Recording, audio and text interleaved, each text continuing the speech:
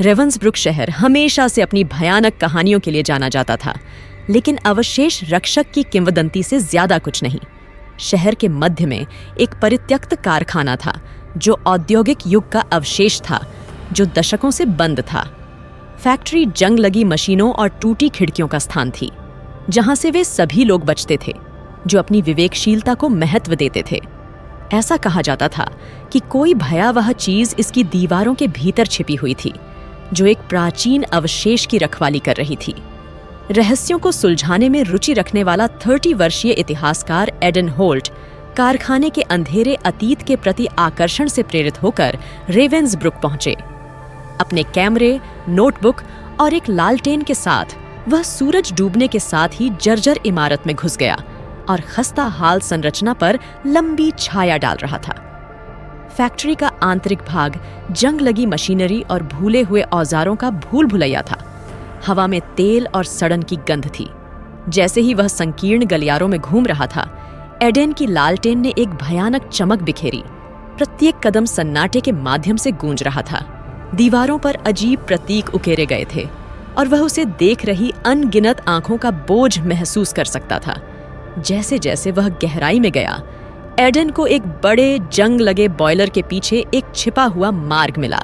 संकीर्ण सीढ़ियां अंधेरे में उतरती थीं, जो एक भूमिगत कक्ष की ओर जाती थीं, जो एक अप्राकृतिक ऊर्जा से स्पंदित था। कक्ष के केंद्र में एक अलंकृत कुर्सी खड़ी थी, जिस पर एक छोटा, जटिल नक्काशीदार बक्सा रखा हुआ था। एडन की जिज्ञासा उस पर हावी हो गई और वह बॉक्स के पास पहुंच गया। उसकी उंगलियां विस्तृत डिजाइनों का पता लगा रही थीं और उससे निकलने वाली एक अजीब सी गर्माहट महसूस कर रही थी। वह जानता था कि यह वह अवशेष है जिसके बारे में किंवदंती ने बात की थी। जैसे ही उसने ढक्कन उठाया, चैम्बर में एक चकाचौंध रोशनी भर गई और एक ठंडी आवाज हवा में गूंज उठी। तुम्हें यहां नहीं आना चाहिए था। एडन ने मुड़कर देखा कि उसके सामने एक वर्णक्रमीय आकृति साकार हो रही है। वह एक बूढ़ा आदमी था। उसकी आंखें द्वेषपूर्ण रोशनी से चमक रही थीं। उसके फटे कपड़े और दुबली पतली शक्ल से पता चल रहा था कि वह लंबे समय से यहां फंसा हुआ है। उस व्यक्ति का नाम एलियास क्रो था, जो अवशेष का अंतिम रक्षक था।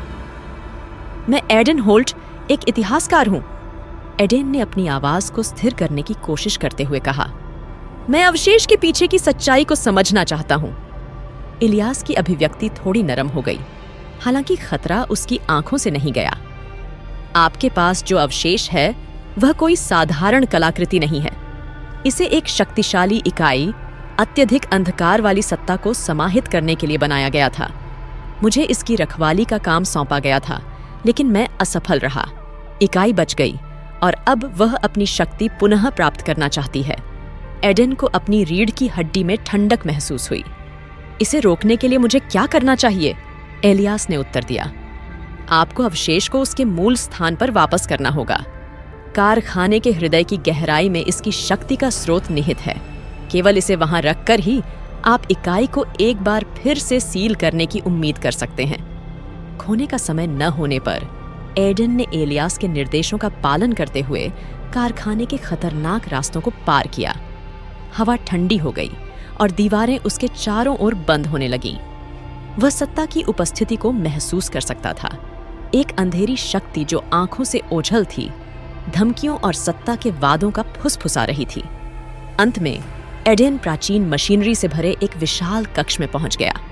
केंद्र में एक बड़ा गोलाकार मंच था जो अजीब प्रतीकों से ढका हुआ था, जो अवशेष पर मौजूद प्रतीकों से मेल खाते थे।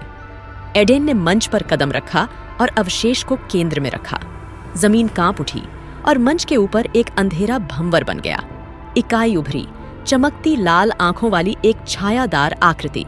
यह एडन पर झपटा, लेकिन वह अपनी बात पर अड़ा रहा और एलियास द्वारा सिखाए गए मंत्र का जाप करता रहा। अवशेष अधिक चमकने लगा और जब उसे वापस बॉक्स में खींचा गया तो वह इकाई गुस्से में चिल्लाने लगी।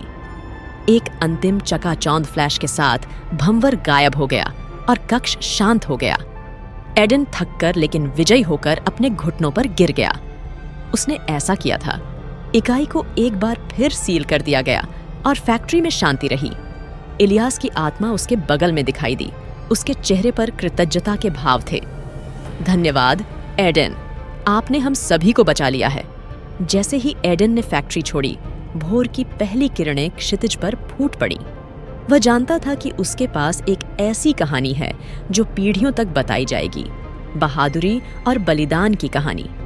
अवशेष रक्षक की कथा जीवित रहेगी, लेकिन अब यह आशा और मुक्ति की कहानी होगी।